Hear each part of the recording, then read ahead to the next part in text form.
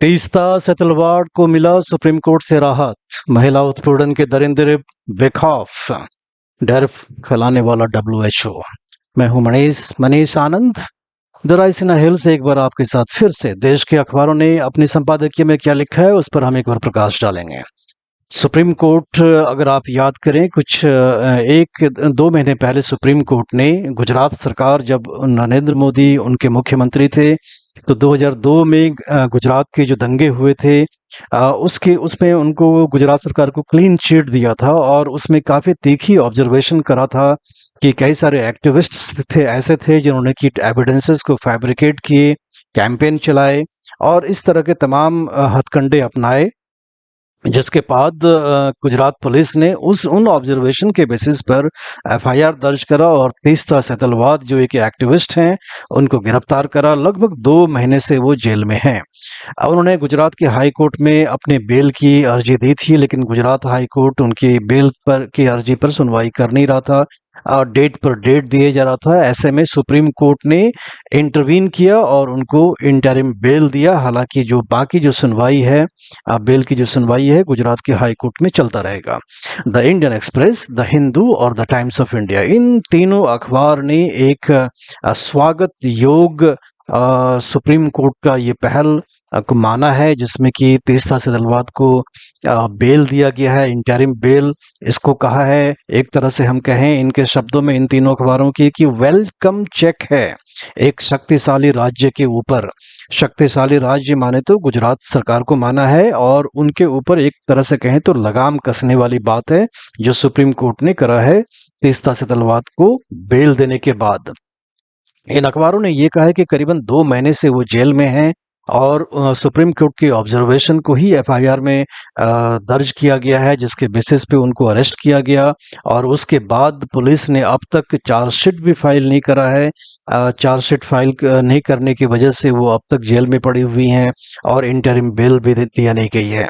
Times of India की माने तो टाइम्स ऑफ इंडिया कहता है देश में 77% जो अंडर ट्रायल हैं, जो जेल में पड़े हुए हैं, वो भी बेल के मुरीद हैं, वो भी बेल का इंतजार कर रहे हैं और उनके खिलाफ भी कोई कन्विक्शन नहीं हुआ है। करीबन 5.5 लाख जो कैदी देश में हैं, उनमें से 77% बहुत बड़ा आंकड़ा है और 22% ऐसा आंकड़ा है इन 5.5 लाख में जिनका प्रॉपर कन्विक्शन हुआ है, माने तो कोर्ट से उनको सजा मिली है।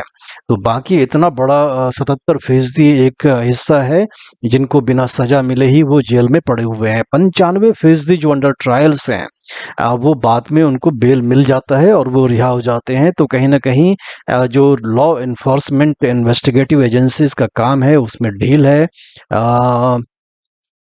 जो आधे जो अंडर ट्रायल्स हैं वो 2 से या अधिक साल से जेल के अंदर पड़े हुए हैं, ये भी सच्चाई है, ये टाइम्स ऑफ इंडिया बताता है। टाइम्स ऑफ इंडिया बताता है कि हमारे आर्टिकल 21, संविधान का जो आर्टिकल 21 है, जो राइट टू लाइफ देता है, लिबर्टी को गारंटी करता है, उसमें बेल का प्रोविजन है। उसी में बेल अभियुक्त को मिलना चाहिए, उसी प्रावधान के अंदर निहित है। टाइम्स ऑफ इंडिया ये आगे जाकर के नहीं कहता है कि तीस्ता सेतलवाड़ जैसे लोगों को तो बेल मिल जाता है क्योंकि उनकी पहुंच सुप्रीम कोर्ट तक है, उनके पास सारे रिसोर्सेस हैं, लेकिन ये जो 77% लोग ऐसे हैं जो जेल में पड़े हुए हैं जिनको बेल नहीं मिल रहा है, उनके पास ऐसे धन की कमी है, रिसोर्सेस नहीं है, अच्छे वकील नहीं मिल पाते और सुप्रीम कोर्ट तक पहुंच नहीं सकते।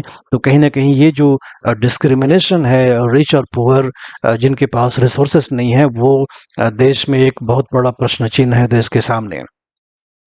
द हिंदू ये भी कहता है कि देश के अंदर में बेल का प्रोविजन है, जो कानून है उसमें महिलाओं को जो महिला अभियुक्त होती है उनको बेल देने की गुंजाइश उसमें है। तो कहीं ना कहीं जब देश अमृतकाल में है तो इस तरह का जो जेंडर बायस है पुरुषों और महिलाओं के बीच में, वो भी खत्म होना चाहिए। महिला उत्पीड़न के जो दरिंदे हैं वो बेखौफ घूम रहे हैं और जिस तरह से दुमका में अंकिता सिंह पर शाहरुख नाम का अभियुक्त जिस तरह से पेट्रोल डाल करके उन्हें आग के हवाले कर दिया और उनकी मौत हो गई। आखिरकार दिल्ली के अंदर में एक स्कूल जाते हुए लड़की को गोली मार दिया गया उसके स्टॉकर के द्वारा।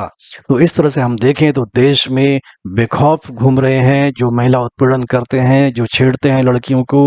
अगर 2013 में देखें जब स्टॉकिंग को एक क्रिमिनल ऑफेंस माना गया था, तब से उनके बाद भी कोई लगाम लगा नहीं है।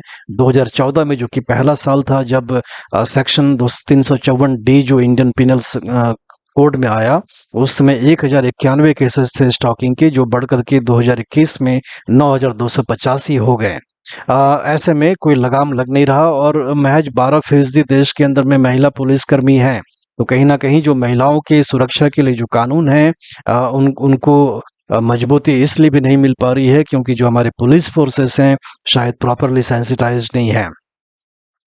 पायनियर ने अपनी एक संपादकीय लिखी है कि ये जो हमारा जो वर्ल्ड हेल्थ ऑर्गेनाइजेशन का जो मुखिया है टेड्रोस अदनोन घेब्रेयेसस, ये डर फैलाने में माहिर है और द पायनियर ने एक सिलसिलेवार ढंग से इनके सारे स्टेटमेंट को सामने रखते हुए कहा है जब से कि कोविड-19 पेंडेमिक हुआ है तो इनका एक ही काम मात्र रह गया है कि लोगों में डर कैसे फैलाया जाए। हमेशा इनका स्टेटमेंट आता है कि कोरोना वायरस का, डेल्टा का, ओमिक्रॉन का जो नया वेरिएंट आएगा वो और भी खौफनाक होगा, काफी डेडली होगा, ऐसा वैसा। लेकिन जो इनका मुख्य काम था पूरे विश्व को आगाह करना समय से पहले, वो ये नहीं कर पाए। पूरे विश्व में जब डेल्टा का फैलाव हुआ था तब मेडिसिन और वैक्सीन की इनएक्विटी थी।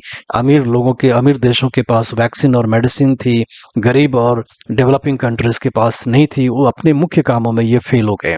तो आज का हमारा संपादक की समीक्षा बस इतना ही। हमें अपना फीडबैक बताएं और इसका लिंक चैनल का अपने दोस्तों रिश्तेदारों के साथ शेयर भी करें। धन्यवाद।